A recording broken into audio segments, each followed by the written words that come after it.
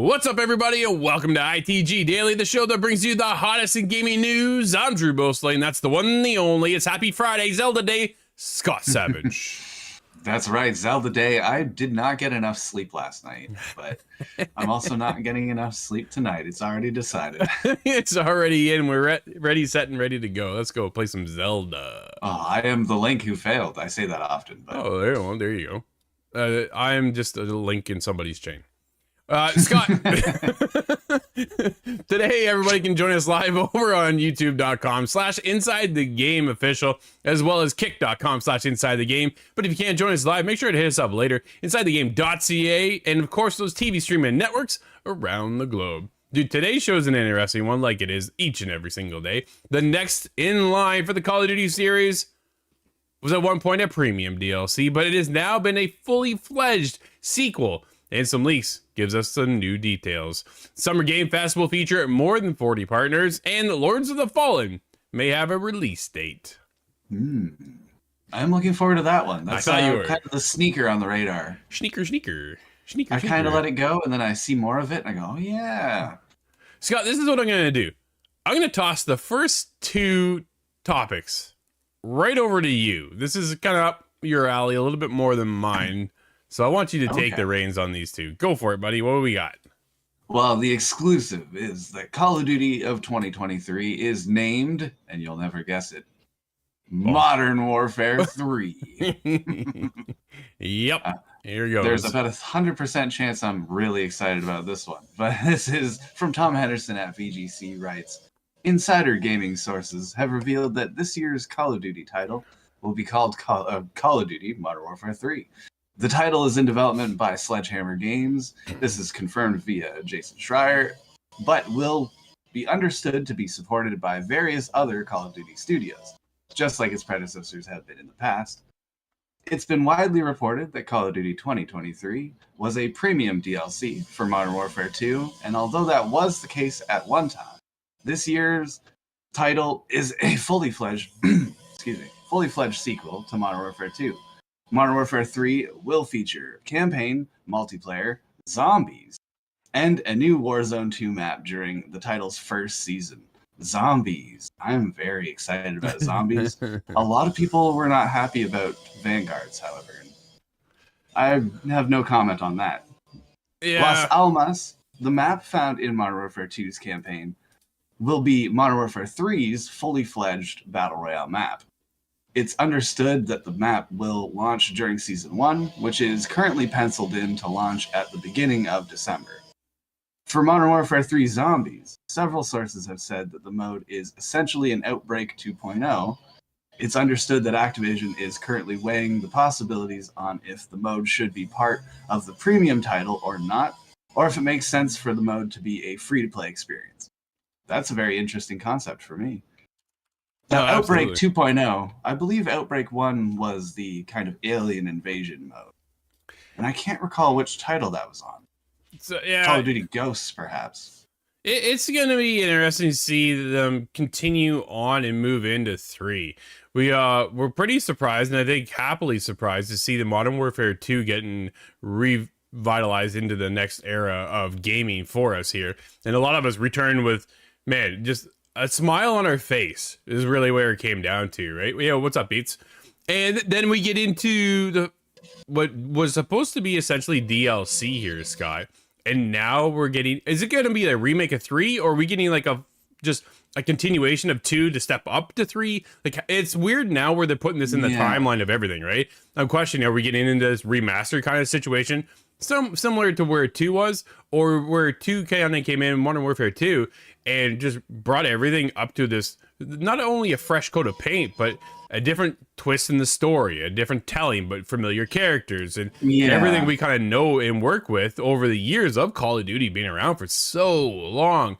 How do they switch it up each year? Like, each year, sometimes it doesn't work, mind you, and sometimes it does. And then when we get in here to 3, Scott, are we getting a continuation of 2, or are we getting the remaster from 3 like we kind of did with 2?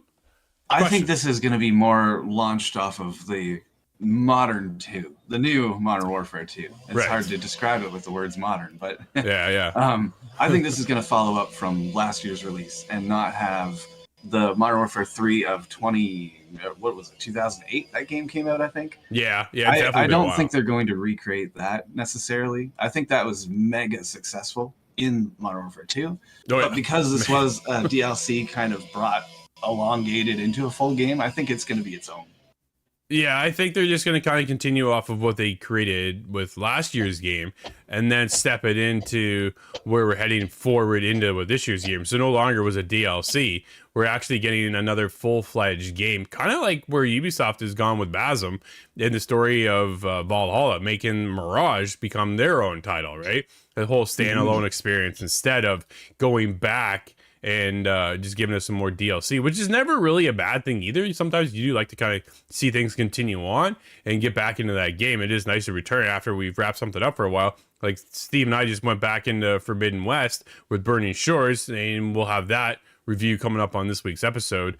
But it's one of those things, it's kind of, where do we take Call of Duty next? And it's just, man, they just keep iterating and making it prettier and telling a cool story, and it keeps everybody involved. I'm always there for the campaign. I did jump in for some of the multiplayer, which was surprising as I was like level a lot higher than I normally ever am in the Call of Duty. But yeah, I had a good time, man. I had a great time. Oh, The Last of Us Season 2 officially on hold due to writer's strike. Northern Nerdcast with some breaking news. What is that is I think that's breaking as of a week ago. Everything's on pause. Yeah, writer's strike has been going for a while, but we didn't know. Well, dude, The only people who are unaffected is the Game of Thrones ending. Oh, shots fired. It's yeah, it is what it is. But it's unfortunate because, man, I was waiting for more or less season 2. Season 2 is going to take so long to catch up. This is actually a blessing in disguise for me. I can catch up given this time, but maybe if we're going to stay on Call of Duty before we move off here. Yeah, let's do it. Did you play any of the zombies? I can't recall. I did play some zombies. I had a good time. We actually jumped on back when Nate was with us. When Nate was with us, and we jumped on. Andrew, Agent Hal? I played a lot with him. Yeah. No, that was, I think it was myself, Corey, might have been Adam and Nate were jumped in, and we had a great time playing zombies. It was a ton of fun. Definitely creepy, but it was cool. It was a good time. Yeah, well, it sounds like it's back, and a lot of people are anxious to see that return as well, right? Because we didn't really see it with Modern Warfare 2. We kind of thought we were going to see something, but it never came around, so... No, the idea of it being an Outbreak 2.0, it kind of gives me an idea of what I get to expect, really, because that gives me the idea it's going to be a big map. We're going to be moving through it on the way somewhere. It's not just a room and 6 windows. Yeah. Speaking of maps, Scott, why don't you tell us all about the next one? Yes, Warzone 2's Vondel map leaks online and is supposedly coming in Season 4. This is over at Insider Gaming. Tom Henderson writes, an image of Warzone's 2 Vondel map. Modern and Warfare are going to be mixed up in my sentences now for a long time. Yeah. The new Vondel map has leaked online by data miners. Unfortunately, the map image is low resolution and untextured for the most part.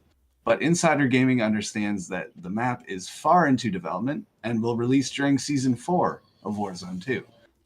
Activision is currently in the process of DMCA striking anybody who uploads the images to Twitter. I'm unclear if we have it shown now. Yeah. Yes, unfortunately, Insider Gaming was unable to verify if the map will be released on Season 4's launch or Season 4 Reloaded. I'm not certain what the difference is, but if you are into Warzone heavily, that will make sense. This isn't the first time we've heard of Vondel, though. In mid-April, data miners dug up references to the map, which is reportedly going to be set in the Netherlands. As for when the map will officially be announced remains to be seen, but rumors suggest that the map is going to be a Resurgence map, which is a smaller map and a smaller amount of players. It is expected to be the last Warzone 2 map before the release of Call of Duty 2023, which is developed by Sledgehammer Games. Well, there you go, Scott. Are you jumping back into Warzone 2 at all? I haven't played Warzone in quite some time. I think we talked about that, actually, and that was the last time I'd played. Yeah, it's definitely been a while for me as well. Right now with Zelda here, thankfully I was able to finish up Jedi Survivor, and now I'm about to move in. Yeah, dude. Oh, thank. Wow. Yeah, I got a lot to say about that one. That's on next week's show too, dude. We got a hot show next week. Cannot wait for our viewers to watch that one. But either way, and then wrapping that up. And Burning Shores up, wrap those both up. I was like, yes, I'm done. I'm getting ready for Zelda. Zelda's now here. We'll see if we get our codes today or not. And then from there, we'll bounce into the game. I'm hoping to have a great time and be sucked into that world for quite some time. And then from there, I'm kind of going, what's the next big release? I really hope you liked this Zelda a lot more than Skyward Sword. Dude, I hated Skyward Sword. That was one of the ugliest games I have ever played, and it was the HD version that they brought over to the Switch, and it was just, I didn't like the story, I didn't like anything of it. It was those ugly kids that really ruined it. Oh, they're brutal. But yeah, it's been so long, we've been so busy on everything else, I haven't been able to get into Warzone at all lately. It's been quite some time, but you yourself, myself, as well as our friend Kyle, a good friend of the show, we've been involved in the Warzone scene for quite a while, and that's what I said, that was one that really kind of hooked me. And then we went into DMZ mode and had a good time over there, so there's been a lot that kept me around a lot longer than what Call of Duty normally does. So that was pretty cool, man. I was excited. So I don't know, nice to see some more maps though. Yeah. Oh, if we could jump in with Corey, for example, and he revives us several times in a resurgence setting. Corey's he might dislike us after, but we might like the game more. Yeah, that's true. Anything's possible, Scott. But what else is possible is that Summer Game Fest 2023 will feature more than 40. I almost said 20. 40 partners, including PlayStation. Certainly more than 20. Yeah, absolutely. A lot more than 20. Even though E3 was sadly canceled for 2023, and I think and beyond, we'll see. Summer Game Fest is still happening to keep the E3, but not E3 season alive. With Jeff Keighley's annualized show announcing that it will feature more than 40 partners, including PlayStation. So here, this is the funny part here. Now. Dude, this is like a big slap in the face for E3 once again. PlayStation not been around for E3 in years. Surprise! We're coming to Jeff's show, though. We'll be here. So here they are showing up for Summer Game Fest. They're also doing their own showcase. We don't know when. It's been rumored for the end of May, beginning of June, probably sometime before Summer Game Fest kicks off. So when they already do all their major whatever reveals, showcases, it's kind of what do we get into? But the announcement continues. It came straight from Keighley's own Twitter account with a screenshot of a slew of company logos with both PlayStation and Xbox sitting among other partners listed, such as EA, Disney, Netflix, Activision, Ubisoft, Warner Brothers, and more. Dude, it all begins on June 8th. So do we think PlayStation is before or after the showcase for Summer Game Fest? Was it Xbox that is the 11th? Am I correct about that? Yep, you are correct. Think that in that case, I think it'll be PlayStation beforehand. I think so too. I think they go before everybody, and then you get the Summer Game Fest, right? Will we see Ghost of Tsushima 2? Scott, my fingers are so crossed for that one, dude. I don't know. I don't think so. It would be nice, but I think if we see anything, it's just Jin Sakai and maybe his eyeballs open, and then they get the title screen of the sequel, and then he closes them, and that's all you see, right? Like it's kind some tease, some Xbox style logo, and then nothing again for a while. Yeah, here's Fable. Well, I would still cheer if I see Resistance: Fall of Man. Dude, I don't think you're gonna see Insomniac on that at all. Right now, we do know that they're very heavily involved with working on Spider-Man 2. So there is that, right? They're about to launch Spider-Man 2. Hopefully this fall is kind of where rumors are predicting. Whether or not they battle up against Starfield is yet to be remained known. For knowledge, their release date is still kind of questionable. But what do they showcase here? Jeff, again, taking the spotlight away, though, I think is the biggest thing. Pulling in PlayStation, who hasn't been a part of any shows in forever, now suddenly making a return. One notable appearance is not going to be there is Nintendo. Not incredibly surprising given Nintendo's sheltered nature, especially lately, but it's interesting that they're going to miss out because now they're the only one seemingly missing out on the Summer Games Fest, the Key 3, I will call it. Dude, today is Zelda Day. Like, they have nothing else. What else do they Yeah, have what in are their they lineup, really? right? So There's Pikmin 4, but when is that? I can't really think of too much more beyond that. Let me take a look. Pikmin 4 Pikmin. release. Pikmin July 21. Oh, So okay. on the 21st of July, we'll be getting Pikmin 4. If you want to play that one, I do not. Calling it right now. I kind of do. Yeah, well, It gets more brutal if you picture it like a war zone. dude, I'm playing something right now. Yeah, I'm not, never mind. I can't talk about it.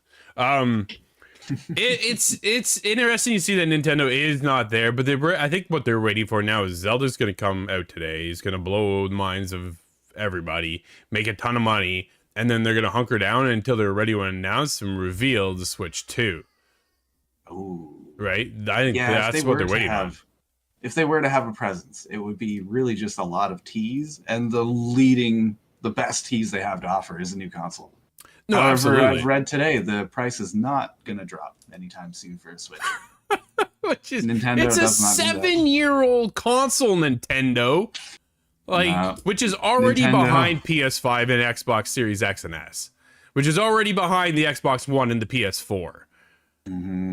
Right? Dude, I'm really curious to see how well Tears of the Kingdom runs. From what I've seen, reviews are really, really positive.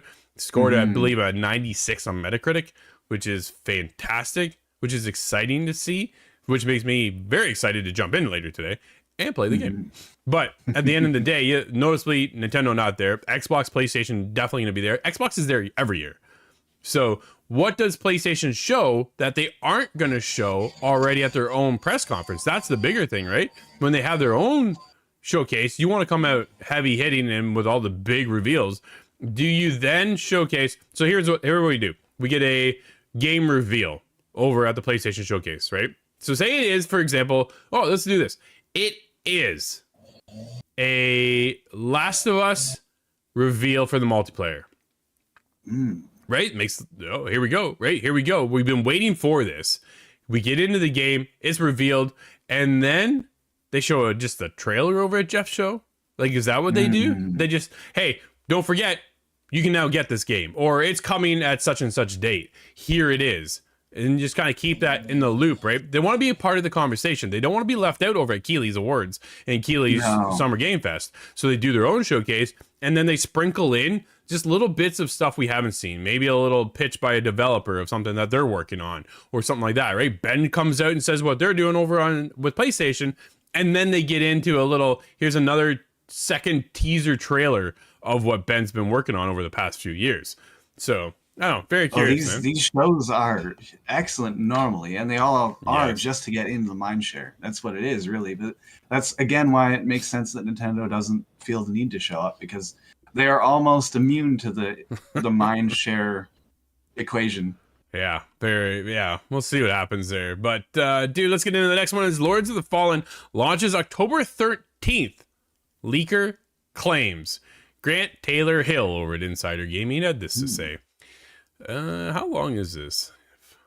Yeah, it seems a little lengthy. In 2014, Lords of the Fallen was released, emerging a Souls-like game that didn't really perform all that well. It was quickly shelved, and the world moved on. But in 2022, CI Games, the developer of Lords of the Fallen, revealed that a reboot was going to be released. Now on Twitter, an alleged launch date has surfaced for the reboot, claiming it will be released on October 13th.